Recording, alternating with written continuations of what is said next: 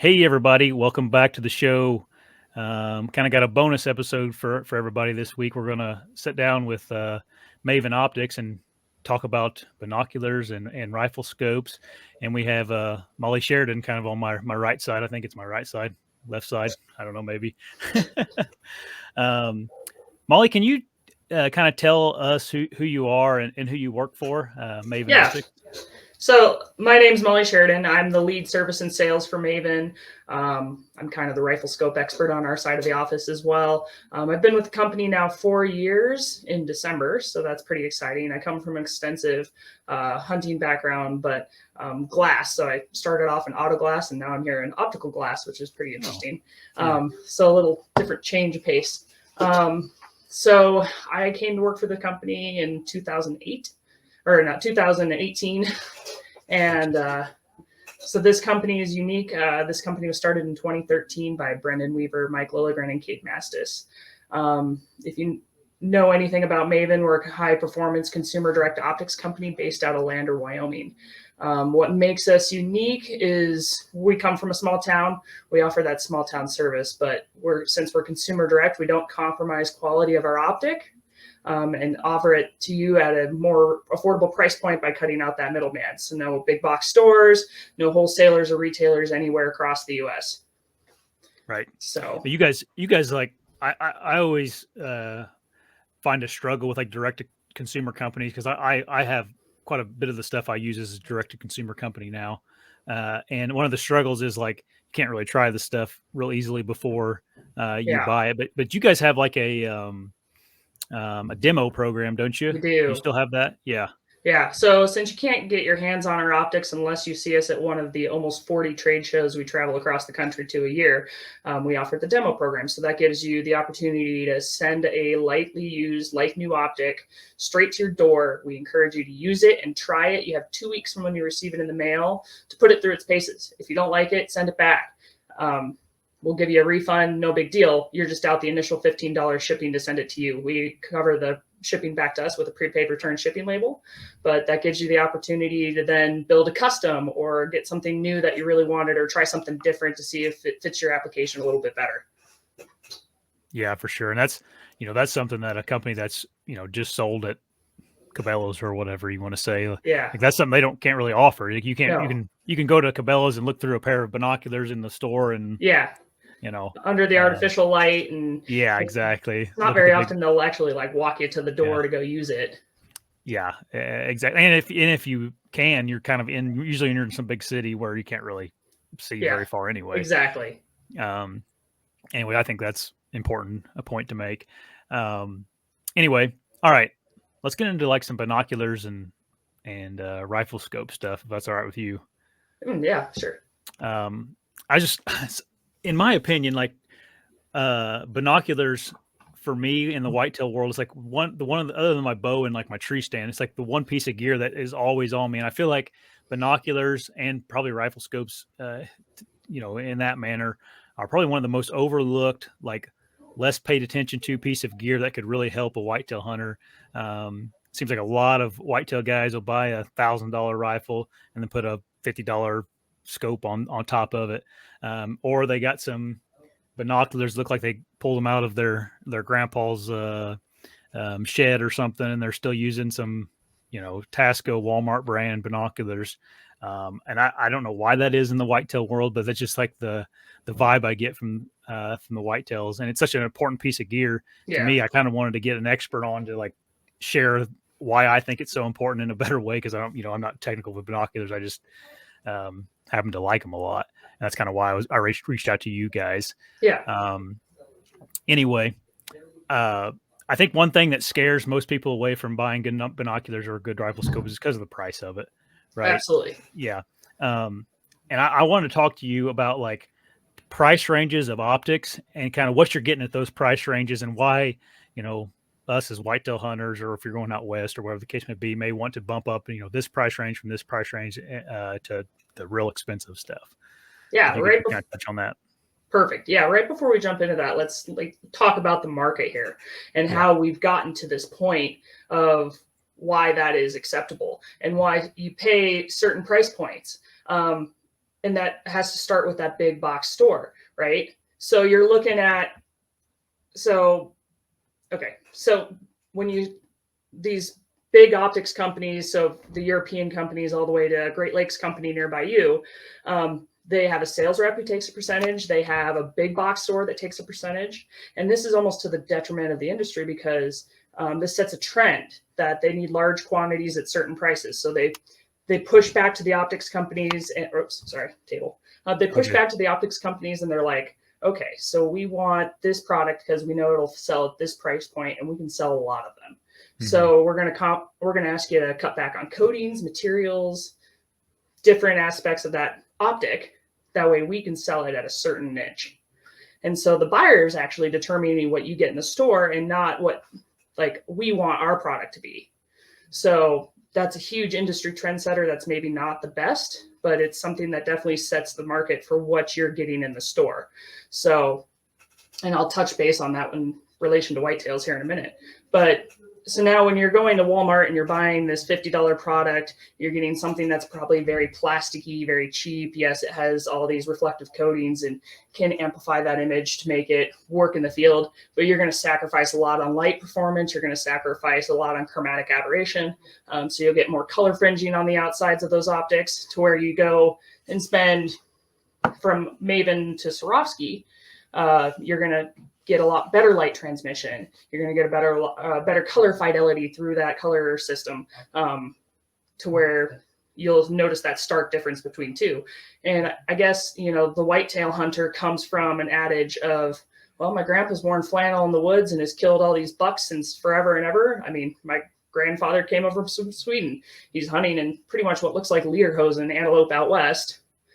No problems, kills plenty of big things. So there's kind of this market incentive on the lower end of the whitetail market of, I've done this in jeans. I've done this in, why do I need to spend any more money? I still can harvest that big buck and come home. And that's absolutely the truth. I mean, you don't move. It makes a huge difference in your hunt. But when you're really trying to sneak in on that old buck that you've never really seen, and you only have them on night vision or your trail cams, that's where, having proper concealment to catch them during the day, investing in good optics to catch that ear flick in the woods, being able to separate that out. You won't get that in that $50 Tasco to where you're going to get that in a much more premium binocular catching that little ear flick as he's walking through the woods and you don't quite see him yet. Yeah. And generally in the whitetail world, like our whole world is typically that last 15 to 30 minutes of daylight. And that's where, I've found the huge benefit of spending a little bit more on optics, being able to, you can see perfectly fine through them after light, even after legal light. So, and that's still true here out west too, picking those bucks and bulls coming out of their beds. Like you spend a significant amount of time glassing first thing in the morning before the sun's even up and watching them bed till the sun goes down. So it's very true Western and Eastern hunting. Yeah, for sure. I don't know. Sorry if you don't want me to ask this or not, but like, what is in the optic industry? And this is something that probably it's irrelevant, but like, what does Swarovski and some of those European glass companies have? Do they have like a patent or something on a certain glass that doesn't allow certain other optic companies to produce the same type of optics they have? Yeah, more or less, yes. So anymore, there's a few big companies that make glass. So you got a high-end company out of Japan, couple high-end companies out of Europe, and Mm-hmm.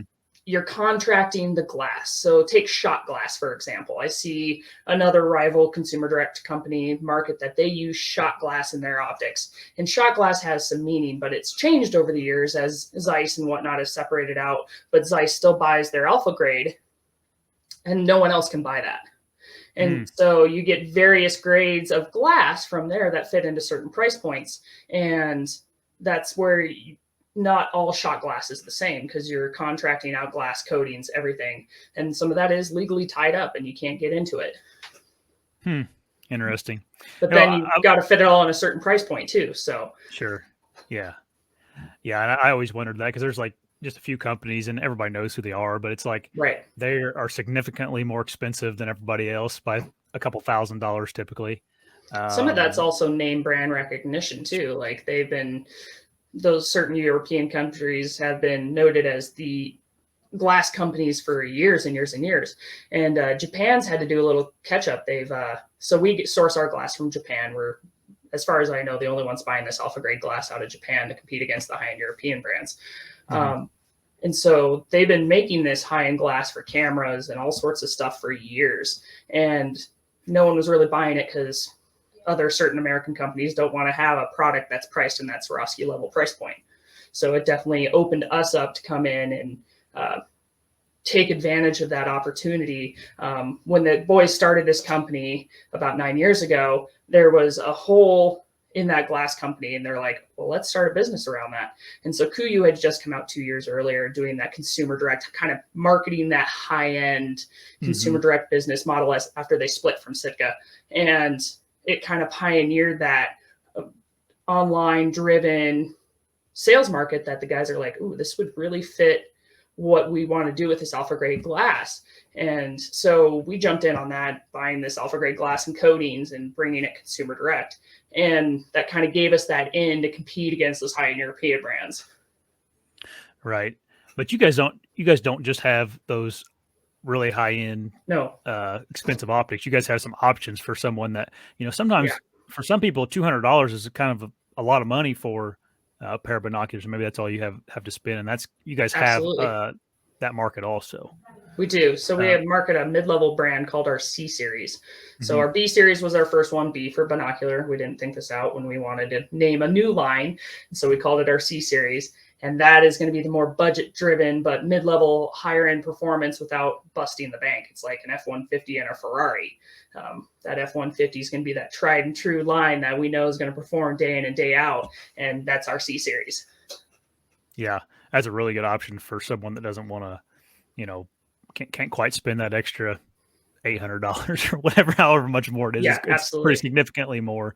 So what's the difference there? Like, what's the difference between those 200? I don't know if it's $200. I can't remember, but $200, C series versus a $1,200 B series optic. Yeah, absolutely. So my two series, my mid-level, my premium. My mid-level is going to compete like a Viper HD, Lupo Pro Guide, right in that level of optical performance, but at consumer direct pricing. And then my B series goes against the high-end European brands. But what you're going to get is you're going to get glass that doesn't quite make the mark to be in my B series. You're going to get chassis material and body material and coatings that more reflect that price point to compete in that big box store price point against those brands, where you're going to get the Cadillac version of everything in my B series. So premium glass coatings, like the thing that you'll notice when you get into a premium coated optic and premium glass is that they're heavy, like European glass, all that. We've found nothing better that performs over 100% glass in the optical system at this time. So anything premium will have some heft to it, which scares a lot of whitetail hunters because they sit in a tree stand. They don't want something over their neck every day.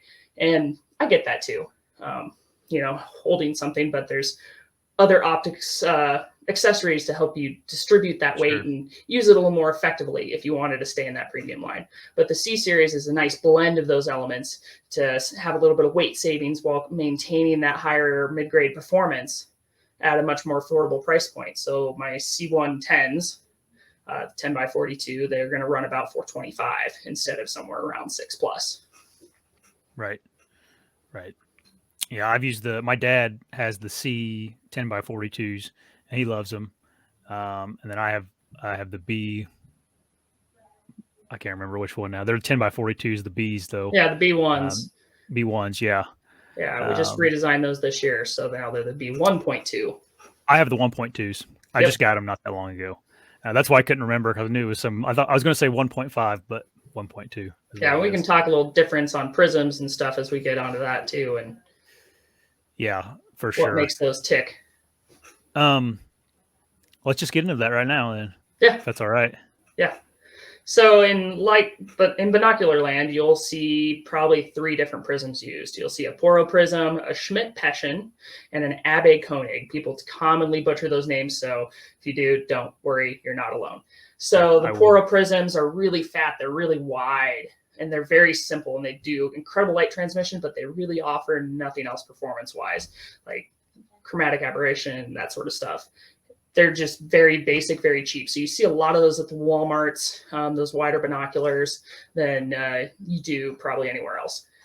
And then most of the industry has moved forward from those, and now we see a lot of Schmidt Peschens. And Schmidt Peschens were like the industry standard for years. It's a nice little compact prism. I should have brought those in with me. It's a nice little compact prism, gives you pretty good performance while keeping that compact stature of a binocular. And then there's the Abbe Koenig prism.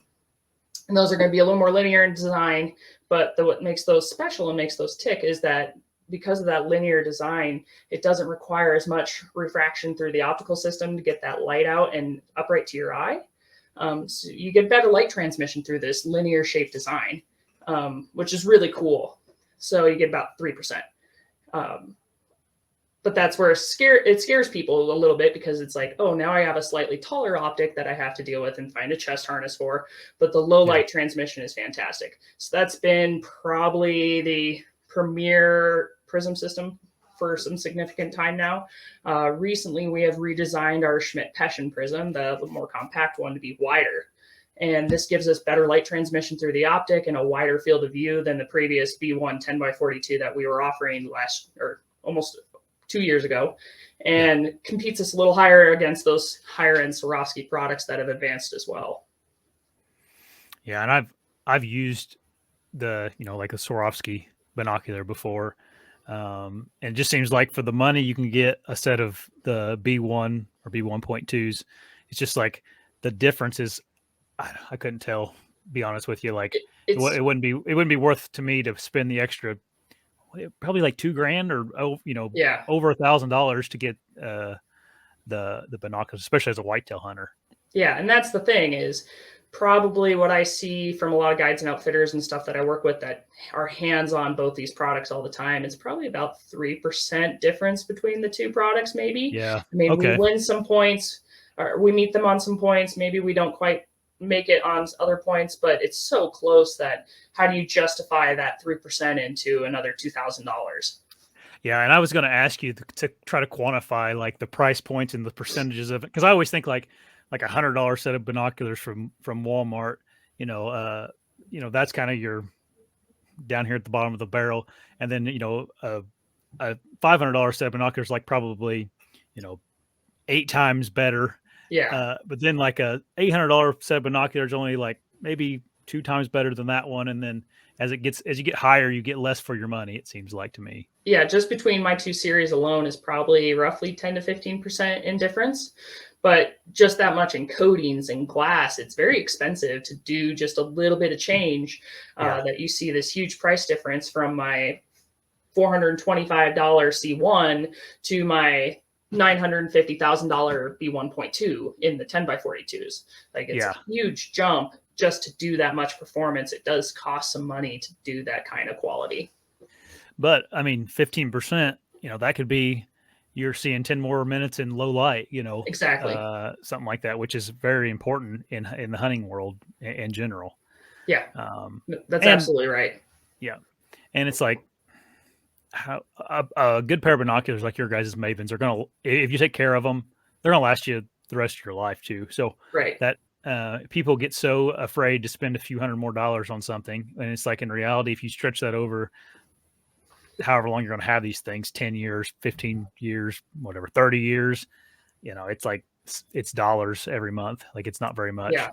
And with us being consumer direct, like we put a lot more money into our product. We try to build a product that we can actually repair instead of something that we're going to toss away and just send you a brand new one. Like you get your binocular back because using quality glass and components, if we can repair it, odds are it's not going to fail as readily as something that's meant to be tossed. Yeah. And there's another optics company that, like, I hear this a lot. It's like, well, they have a lifetime warranty, no questions asked. It's like, yeah, so does everybody else. Yeah, it's pretty industry standard for many, I know, many years. yeah.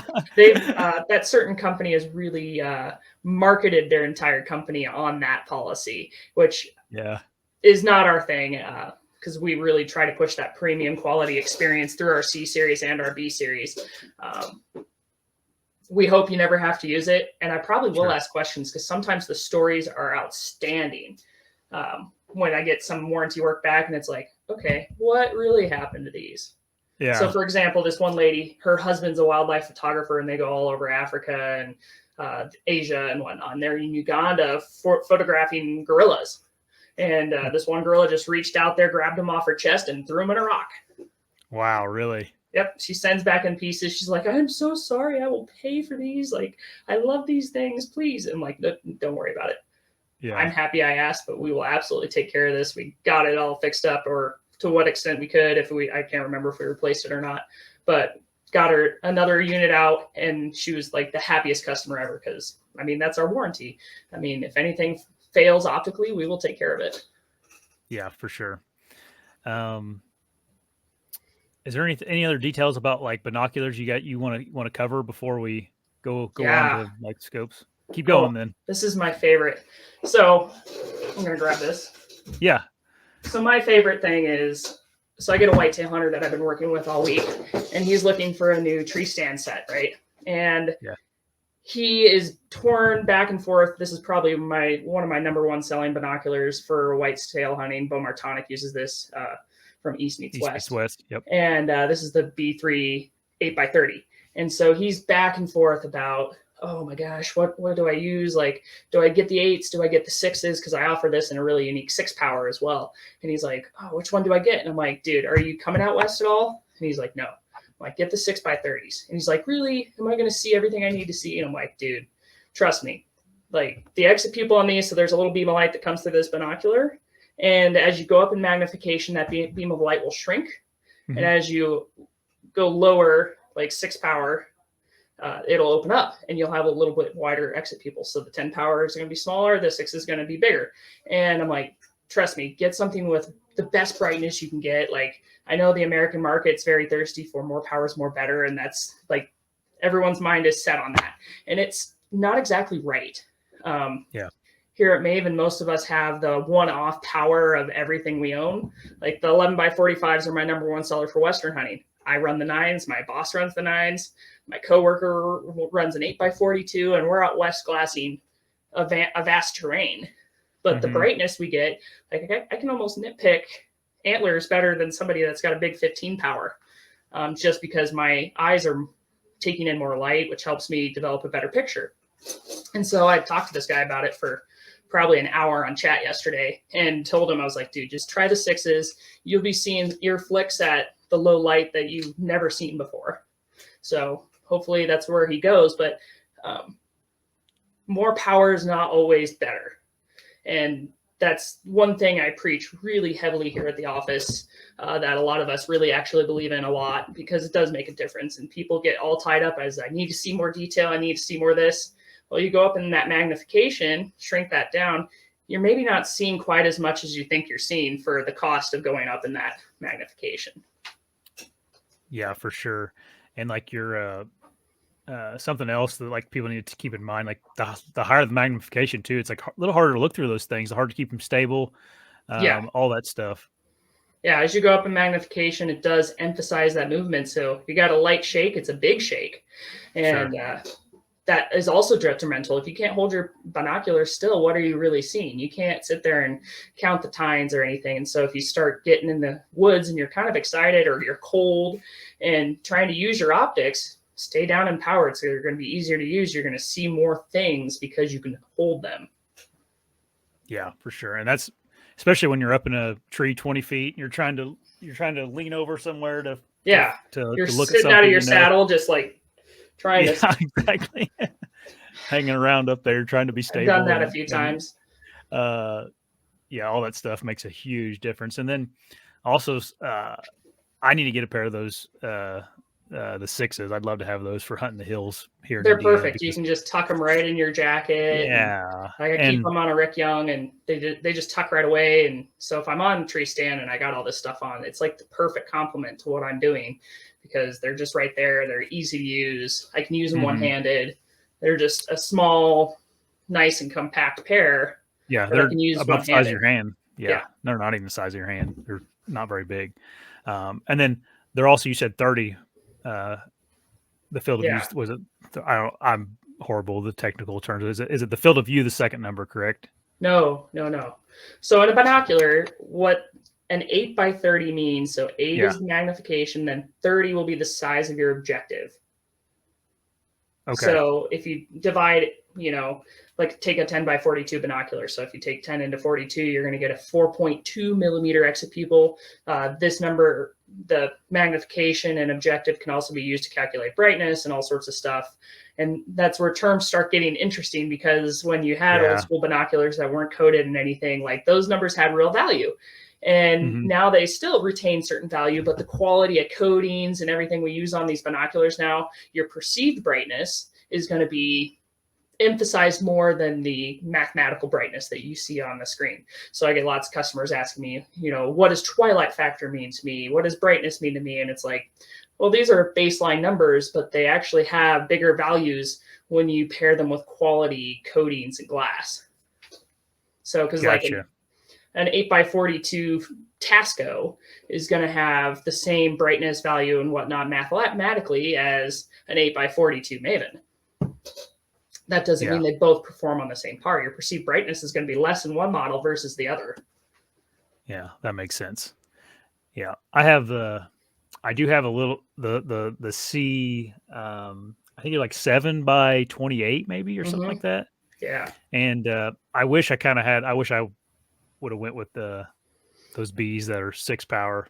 Yeah. So I love those Cs. They're great. I keep them in the truck console. I use them turkey Yeah. hunting just because they slip in my pocket a little bit better. And so there's definitely a time and a place for that kind of a binocular. But Mhm. if you're looking at all around daily performance, stepping into something just a little bit bigger, your eyes will get a little less fatigued. You'll have better brightness through that optic. And I get people want to stay compact and have that kind of performance, but there's certain realms of physics we haven't yet busted. Right. And I have the 10 by 42s, the 1.2s, but I like that idea of that little compact thing for hunting where I'm not or to have on me still when something like a 10 by 42 is not needed at all. Oh yeah, Um, absolutely. but anyway, those may be my next pickup.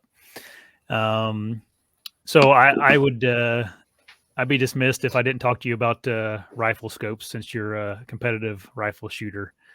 And that's a rabbit hole that I haven't started going down, and I'm going to pretty soon. I got one of your guys's B series rifle scopes. I So think it's it's a the B RS series. It will be my RS series, premium. yeah, Yeah. RS. I just got that in and mounted it on my rifle. But can you kind of give us the same spiel if there's anything different at all when it comes to rifle scopes when the $50 Tasco from Walmart versus going up to something like your guys' your C your kind of lower price range as a C, right? Yeah. Your So I scope just still. came Yeah. out with that last winter. My C series is going to be my mid level that goes against, that same kind of mid level price brand that I mentioned earlier. Yeah.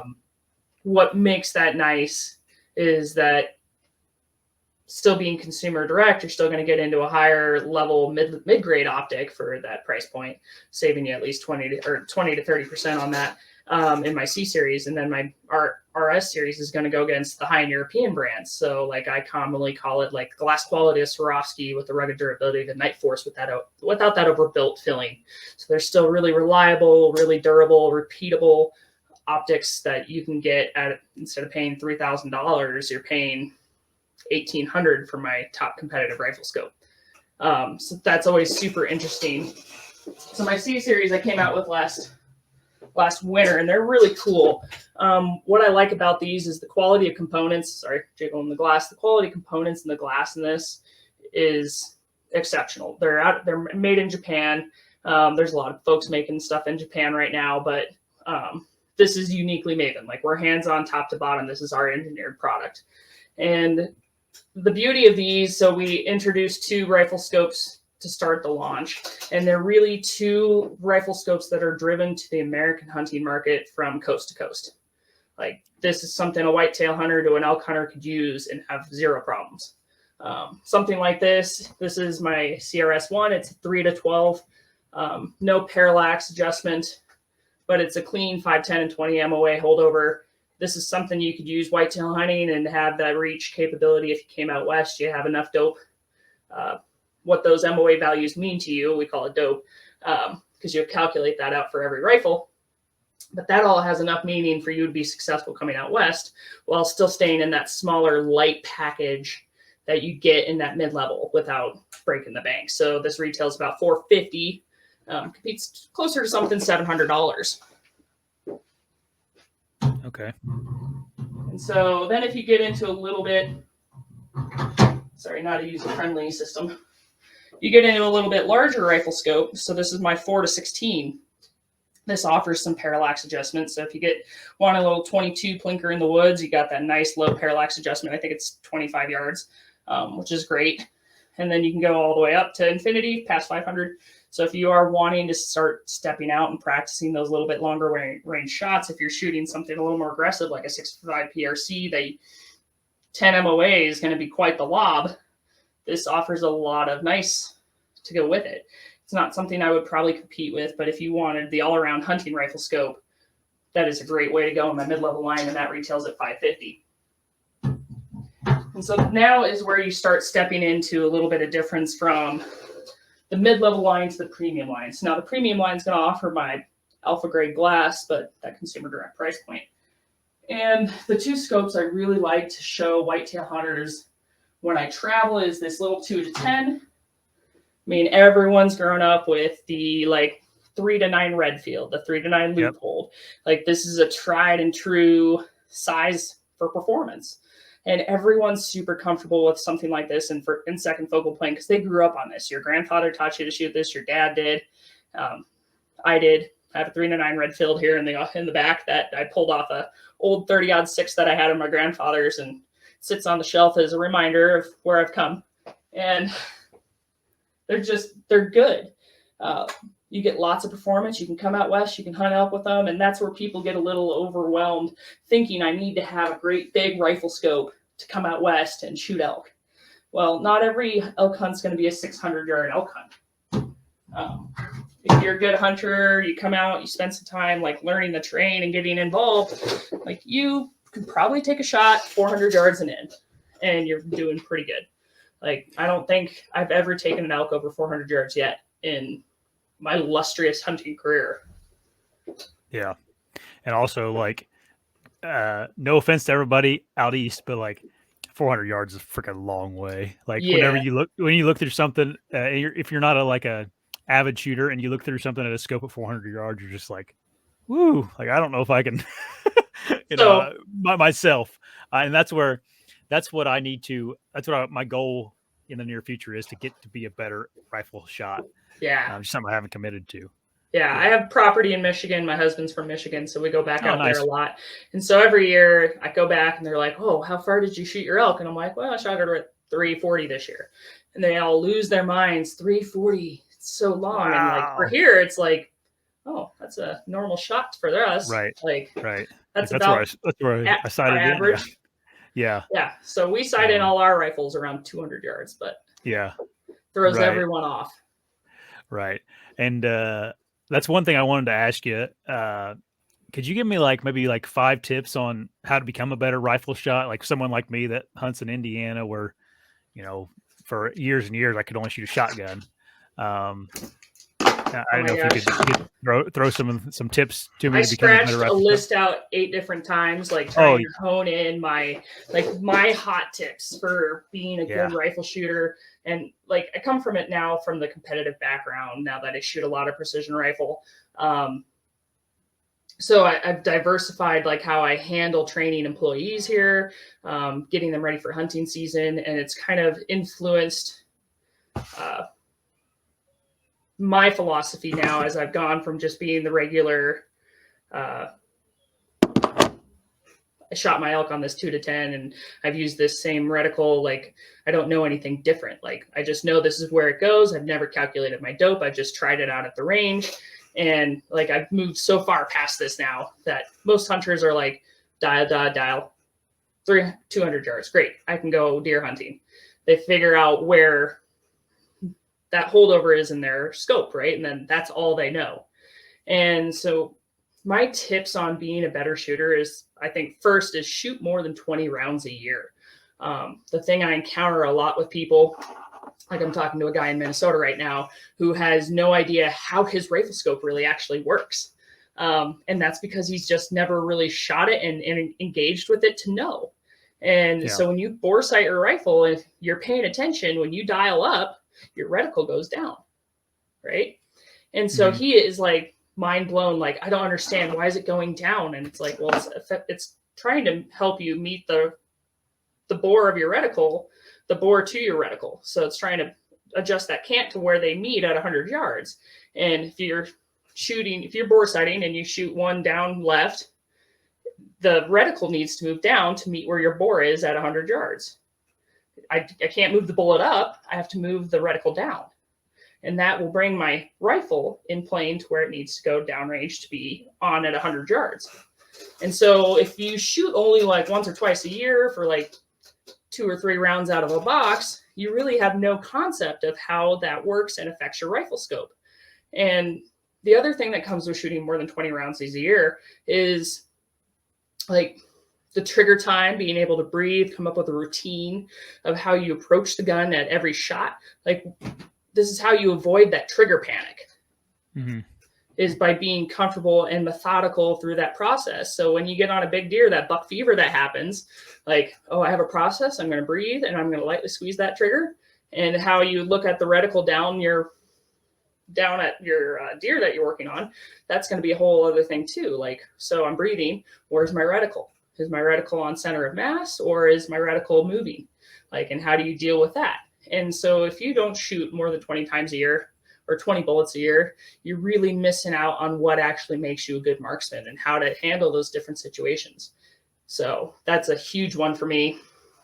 To that end, I get a lot of guys that get online, they're chatting in the Maven Optics enthusiast group on Facebook or this and that. And it's like, why does my dope not do these things? Like, so I'm sitting here and I've used a generic ballistic solver online and this is what it should be. And invest in some good ballistic solver, like download the Hornady app, learn how to use these things and true your data. So using a ballistic solver to actually know what your drop is so valuable, especially if you come out west, like being able to know, like, so my drop from 100 to 1,000 yards is 31.4 inches or whatever. So that's going to equivalent somewhere around 30 MOA to get dial out to 1,000 yards. People don't understand that. And then they go to the range and think, oh, I've sighted this in at 300 yards, but I really don't know how my drop is. I haven't trued this. Then they think they're going to go out west and shoot a 600-yard animal and they miss. Invest some time in your good ballistic data and truing that up. And there's a lot of good articles on that online. Like, call me, I'll help you. I do it all the time. But people don't understand that as well. So that would be my next one. Invest in a good ballistic solver. If you start getting really crazy, Kestrels are amazing. I use that a lot for my competitive shooting.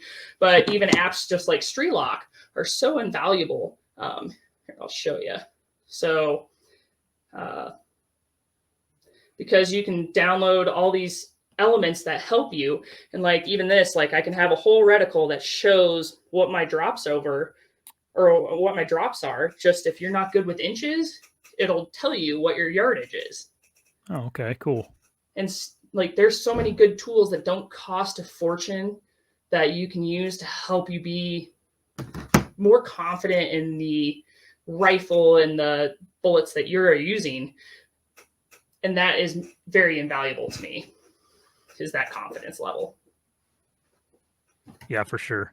Yeah, it seems like a whitetail hunter. He'll shoot his bow 50 arrows a day all summer long, and then Exactly. when rifle season comes, we shoot 2 bullets through the rifle at 100 yards the night before, and we're ready to go. You know, it's like And I mean, I guess that works well. You're shooting something at 100 yards. And the variation you're going to get in temperature and stuff is going to be so minimal that you'll never really see anything. But if that whitetail hunter's thinking about coming out west or shooting more open plains in Iowa, that's going to change how you react. I mean, there's some open places in the Midwest like Kansas and parts of Missouri, Nebraska, where you're sometimes having to take a 400 or 500 yard shot, and they've never practiced to that end. They've never, train themselves to be in that situation. And a lot of animals get hurt because they don't actually know how their rifle performs under those situations. Yeah, for sure. Yeah, like I said, what you mentioned, I was going to ask you, I think you mentioned a second ago, but what's a good resource like for people that don't know what all these terms mean that you've been talking about, and how to learn how to actually use a rifle scope? Is there like a good resource you'd recommend going to? So yeah, there's a couple I really like right now that are easily accessible. So Long Range Tactics on Facebook, a guy named Cole Kornberg and our buddies, and he has classes for people that are thinking about getting into long range hunting. Modern Day Sniper with Philip Vallejo, like there's some good materials out there. And then the other thing is actually in your area, you guys are really blessed with a lot of precision rifle competitions right now.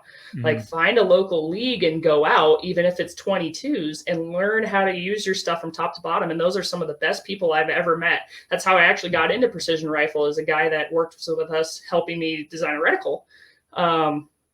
Invited me down to come shoot a match. And I was like, all right, well, I haven't shot competitively in quite a few years. I come from a sporting clay background, and, I'll come down. I was hooked. And those guys are the nicest folks.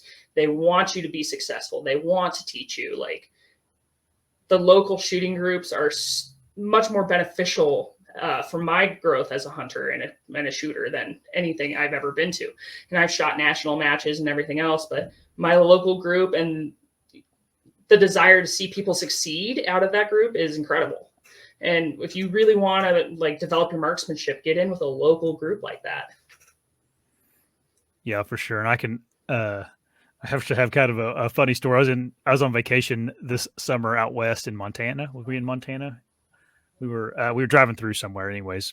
And we stopped in stayed at a hotel, and there must have been a competition, competitive shoot going on in that town, because everybody in there was in this shoot. And like, they're the nicest guys. We got to talk about hunting, and we got to chit chatting about all that. And the couple guys that were down at the breakfast thing, we were talking to them, and they were like giving me all these tips and information about how to become a better shot and optics. And yeah, they seem like really good people. Yeah, these guys are experienced. They spend more than 20 bullets a year trying to hone their craft and understand trajectories and how rifles work and how their scopes work.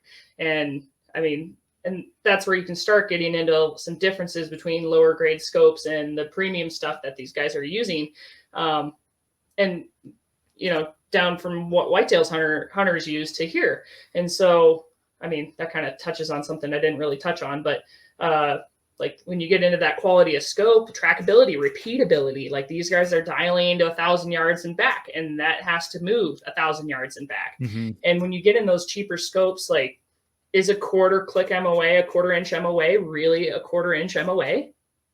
Like, those are the questions you have to start asking yourself when you get into these scopes and you're starting to dial for distance. Like, I'm assuming that what the manufacturer says is correct, but these are still man-made objects. They can still have slight variance that when you get out to 1,000 yards, what looks small at 100 yards is ginormous at 1,000 yards. Like, a fifth of an inch in difference makes 30 inches down range. Yeah. which is a and humongous miss. Yeah. humongous miss. So you get Yeah. like, I'm all for, use the budget you have to get into the sport and just really learn skills from it instead of worrying about your gear, and invest in gear as you get better, and you go forward and just invest as you can. But if you start out with something super, super cheap, you are going to struggle from day one. And I mean, the same thing kind of holds true for the whitetail hunter. If you invest in something super cheap and you're expecting it to perform more than that 100-yard range, you might be very disappointed when you try to stretch out what that optic is supposed to do, or that rifle, the bow, by not doing that. I mean, same thing with bow hunters. Like, you spend a lot of money on a good sight, dialing, etc., something that's going to be sturdy to the bow, a good quiver to make sure that arrow comes out at the right spot, like to make sure it's not bouncing around. Like, you spend a lot of money on your bow, to where guys like that don't think about spending that money onto the glass, onto their rifle, because good glass can make a bad rifle better. Yeah. And I was just going to be my next question. You hear like the old timers or people say in general, you should spend as much on your optics as your rifle.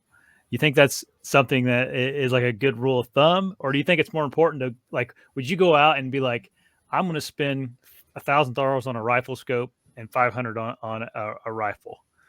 Yeah, I've always heard the adage, spend twice as much on your glass as you do your rifle. Oh, you're yeah.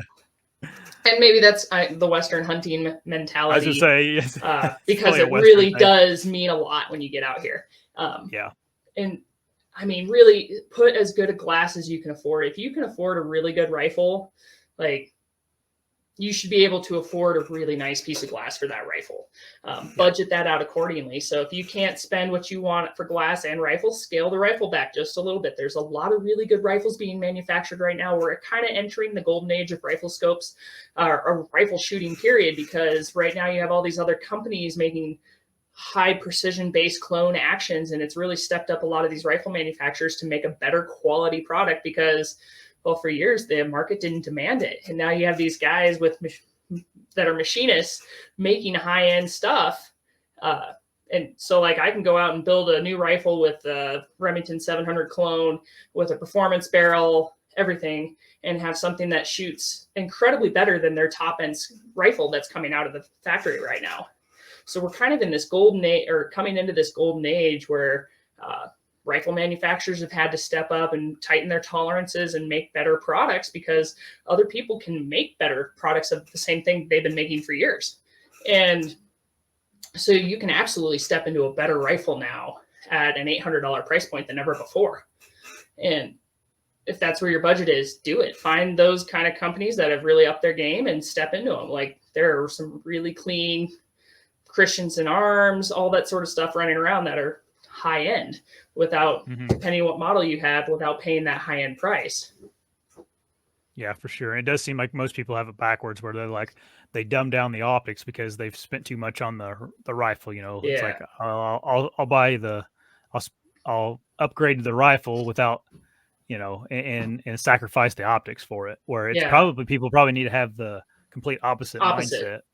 Yeah. So really the three biggest factors that can affect your shooting is more or less, the rifle's a little bit of that, but the quality of cartridge that you're using, the glass that you're using, because if you can't correct for parallax, if you can't see mirage to call your shots, stuff like that, it's all for naught. And like, if you're shooting factory ammunition that's all over the place, like, you're going to have a kind of meh experience. And if you're shooting a piece of glass that you can't quite get honed in, and you're chasing around that parallax, you're going to have all sorts of weird outliers when you put them downrange. Yeah, and it's super frustrating when any of those things are happening. Like, I've went through a rabbit hole, and I never really figured it out, to be honest with you. But it's like, I tried every single round or brand of ammunition through a gun, and finally found the one that it liked to shoot. But all that stuff is important. Yeah, and that's where you can get down the expensive rabbit hole of hand loading. And I mean, the goal of hand loading is one, yes, it is a little more cost effective than buying factory ammunition off the shelf. But two, I can have tolerances that are closer and tighter than anything that's coming out of the factory right now. So like if I chronograph my load coming out and I have a standard deviation under 1, like I'm doing pretty good. If I'm starting to have that open up and have something that's my averages are wider than that, I will have some flight differences at 1,000 yards that I might be a little worried about. Like if I'm sitting at a 1,000-yard troop line and they tap my heel and say, shoot, at that 1,000-yard, 18-inch square, I might miss it completely. I would definitely miss it completely. Oh, practice. Practice. Yeah. I'm going to commit to it and be a better rifle shot.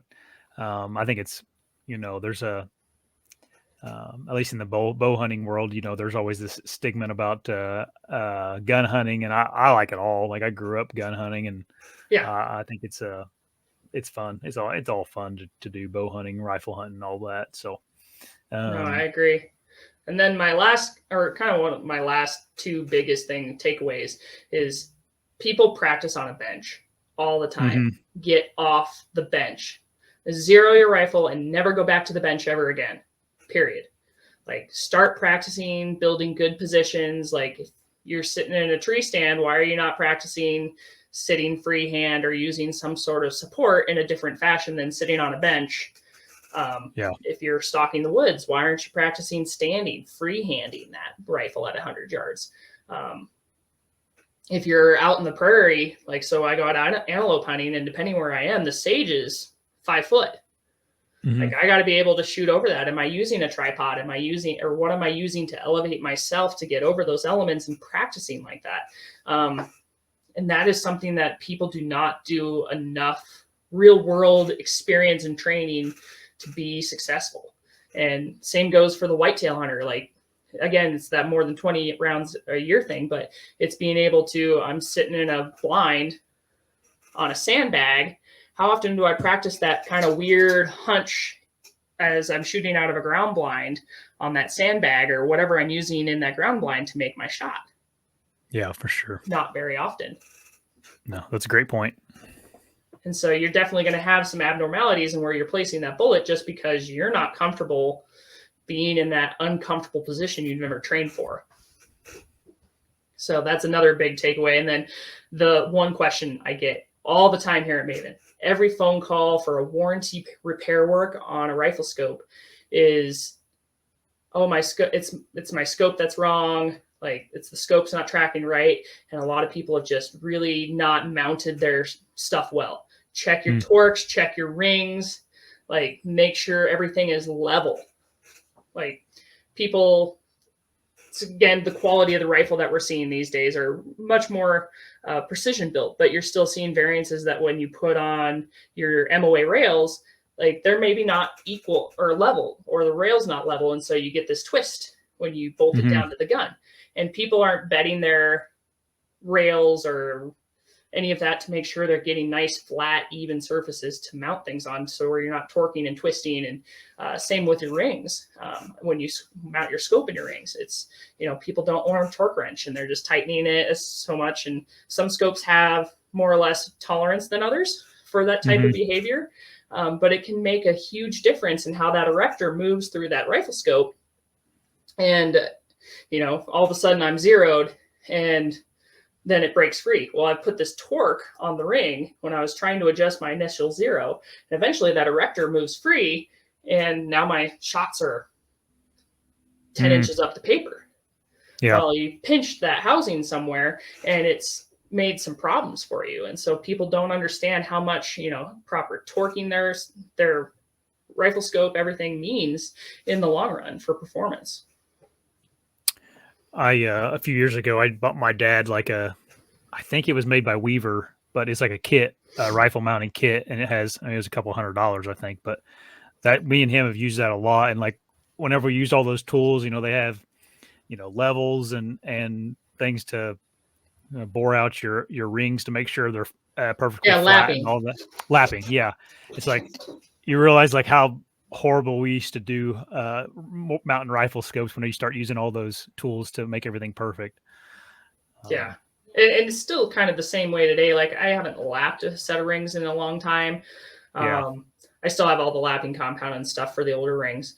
I've done more epoxy bedding of my rings because they're machined so well. Like in theory, you hear that, oh, I'm not going to actually like do anything to these. I'm just going to slap them on the gun and slap the scope in it and be done with it. And yes, they're manufactured so precise, but because they're manufactured at volume, there's always a little slight discrepancy that can happen in that. And you see this a lot going through the precision rifle community about epoxy bedding. And so not along just doing your MOA rail, but epoxy bedding the lower part of your ring set too. And there's some cool videos. There's not a lot about that out there right now, but it is something to just help that there's no pressure. So you set that ring in there, you let that epoxy dry and pull it out, and you should have something that perfectly goes alongside that scope. And then when you do torque them, you're not going to get any slight pinching that causes just slight torquing in the rings. I've never heard of that. I have to look into that. Yeah. Anyway, look up Jim C. He's okay. a big guy in the precision rifle community. Jim C. SEE. I will do that for sure. We've been on here for an hour now, Mollie. It's fine. I can talk all day about rifles. Do you have anything else you want to cover? Not unless you really want to cover things. I mean, tips and tricks, like you can start spending a lot of money on these things, and there's no doubt. But finding a company that, invests in that quality and bringing that to the consumer is someone you can partner with for the long run. And that's kind of what we do at Maven. My competitive rifle scope starts at $1,800 and goes against some of the best Night Forces, calls, all the big names in that kind of industry. And, we're a small mover in any community like that. Like we don't advertise like the big guys. It's kind of a word of mouth thing for us. So our name Maven actually means like an industry or like an influencer, a trusted expert. It's something that we pulled out of Malcolm Gladwell's Tipping Point book when they started the company. And we treat all of our customers like that, because you would trust your friend who has this product, uses it, has had great success with this product more so than you would trust a sales rep who's never used it and is just peddling it because it's in a certain price point that fits your budget. Like for us, the success of our company and our product really comes off the user and the user talking about our product. It's better than any $60,000 one-page advertisement I can have in some big magazine that we've really built our company on. And I think if you would go on the internet and kind of look at reviews on optics, like people do like Rock Slide and some of those companies like that do like bulk optic reviews, like it's no coincidence that Maven almost always seems like for the price is up there at the very top every time. The glass speaks for itself. Price level. Yeah, for sure.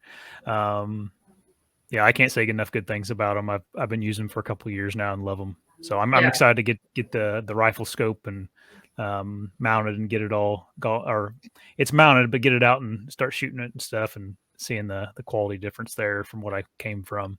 Yeah, absolutely. What did you end up putting on your rifle, if you don't mind me asking? It's the RS. I think it's the RS1. Yeah. That one is one of my favorites.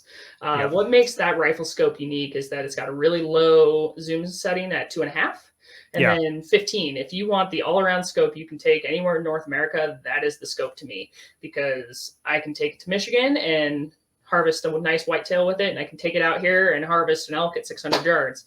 And as long as I have good dope for both areas, because altitude and all that changes all of that information, as long as I know what my holdovers are in each environment, I can be a very successful hunter from top to bottom with that particular rifle scope. If I wanted to spend my investment once, that would be probably the one I'd go to every time. Yep. That's Newt was helping me figure all that stuff out, and that's kind of the one I landed on. And I'm putting it on I have a Savage 30-06, and I've been kind of throwing around the idea of getting something different, but I don't know. It's probably good enough for me right now until I learn how to use it. 30-06 has served numerous generations successfully in the 30 cal market, from whitetail hunters to elk hunters. Like, I grew up hunting a 30-06. It's not something I gravitate towards now that I have invested some time and money into all the toys. I'm playing a little bit of the cartridge chaser game right now in the 7mm category between the SOMs and the saws, and it's a rabbit hole for sure when you start looking at velocities and impacts, and it is you for can sure. get pretty darn technical on stuff like that right now, which also makes it really cool. So when you're ready to grow up from the 30-06, give me a call. Do you have a like recommendation on like someone that wants to get a good rifle? Like, what's a good one to pick up right now? That's like Reddit. That's kind of like easy to get, you know, not, I don't know if you want to say easy to get, but you know what I mean? Like, what I am personally digging is, unless I'm building it custom, which now is pretty much all I ever do is build custom rifles. What I am digging is the Tikkas right now. Their action is just unparalleled in the market, and the Bagara. Okay. Like, those are two I would readily recommend to anyone all day, every day. Christensen Arms, they're working off that 700 clone action. Their rifles are stupendous if you have a little bit more money to spend without breaking the bank. I would lean somewhere right in between those three. They just have their actions feel so smooth, and the quality of barrel you're getting from those companies right now is really high. So if I had to kind of put my money into rifles I've recently shot while traveling this year, it would be somewhere in those three. Like, I competed a whole year at the NRL Hunter on a Christensen MPR that I absolutely loved. And then I built out a Tikka for this past season, and I can't say enough good things about those guns. Yeah, I've heard good things about the Tikkas too. Just hadn't got my hands on one yet. So yeah, for a stock action, they're incredible, and you can get barrel prefits and everything to get them swapped out. Take them to Gunsmith; they'll help you with that. And you can just slightly start upping the quality of that build based off that same action. You can take that action out. There's prefit chassis out there if you want to get crazy and get better free for loading chassis, and you can just plug and play that same action you've invested in and improve it just a little bit at a time. Like, drop a new trigger in it, like a nice Break Andy or a Trigger Tech, drop one of those in there. You've just increased your game a little bit at a time, and, you know, improve that gun a little bit year over year. Like, a new carbon fiber barrel from Proof makes a huge difference for folks. And this is true in the 22 community. Like, I get a lot of guys throwing barrel tuners on their barrels because they have these weird flyers, and I'm like, just get a new barrel. Please do the world a favor and just get a new barrel. Stop putting tuners on and putting Band-Aids on it. Just go get a brand new barrel, swap it out. You will love your life a lot better. Like, invest in a different barrel. And so with the Tikkas and stuff like that, you can absolutely, Bagaras, you can absolutely do those slight upgrades and make a better rifle for yourself to shoot. If you want to shoot a little bit competitively, you can, and have something kind of intro to competition, or you can still take it hunting and have something that's going to be, you know, sub MOA quality that you built or that you kind of adjusted at home. So if I'm note, just, you know, take your barrels to a gunsmith. Most people don't know how to mount those properly and make sure they're pre-fit for their headspace. So please take those to a gunsmith. Right. Yeah. It's like, this isn't financial advice. This is just two people talking on a podcast. No. Feels that way sometimes. Yeah. Right. I'm not a doctor. Just play one on a podcast. That's right. Anyway, Mollie, I appreciate you getting on. Can you pitch Maven one time? Tell people where they can find you. I'm going to put it in the description of the video. Guys, we're consumer direct. So that means unless you call the office, see us at a trade show, my website is the best place to come see us. Come visit us at mavenbuilt.com, BUILT. Up there, you'll see all of our demo program offerings. We also have a custom builder. You can build all my premium binoculars and special coatings and colors, from Cryptek Kuiu to First Light. Green rings, blue rings, orange rings. That's kind of the beauty of what we do. When you really decide you want to invest in a pair, the custom builder is very unique. I would definitely hop on there and play with that. We love building those for customers specifically to order. Otherwise, everything else drop ships typically within a business day, unless you need some specialty engraving or something done to it. we do try to get those things out as quickly as possible during hunting season. But, follow our social media on Facebook, Instagram, sign up for our newsletter at mavenbuilt.com at the bottom of the homepage. If you need any warranty work or anything, that's also a great place to find the forums to get that rolling, and our team will get you through as quickly as possible. That's really our best way to call or to deal with us, besides calling us at the 1-800 number. It's on the website. And any one of my team will help you. Awesome. Mollie, I appreciate it a lot. Yeah, absolutely. Thanks so much. Yep. Everybody have a good morning, evening, whatever you're listening to this at. So see you guys later.